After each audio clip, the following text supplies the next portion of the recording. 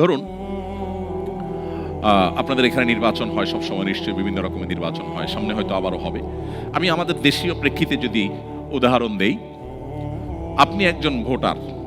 আপনি যেহেতু একজন ভোটার, অতএব যতজন ক্যান্ডিডেট আছে, যতজন প্রার্থী আছে নির্বাচনে, ধরুন চেয়ারম্যান ইলেকশন বা আমাদের পার্লামেন্টের যে জাতীয় নির্বাচন, এমপি ইলেকশন, যে কোনো ইলেকশনে ক্যান্ডিডেটের যে সমস্ত লোকেরা তাদের প্রচারণার কাজ করে, এই প্রচারণার কাজ করা লোকগুলো এমপি সাহেবের পক্ষে যারা কাজ করে, এমপি ইলেকশনে 5 জন দাঁড়িয়েছেন, 2 জন দাঁড়িয়েছেন, তাদের পক্ষে যারা কাজ করে, এরা সব ভোটারের কাছে কাছে যায়, ভাই আমার নেতার চরিত্র ফুলের মতো পবিত্র, সো একটা ভোট দিবেন।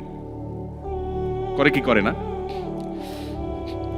এখন যদি আপনি ভোটার হন, তাহলে আপনার কাছে সব দলের ক্যান্ডিডেটদের লোকরা আসবে, সব ক্যান্ডিডেটরা আসবে, ভাই ভোটটা আমাকে দিয়েন। উনি বলবেন না আমাকে দিয়েন, সবাই আসবে।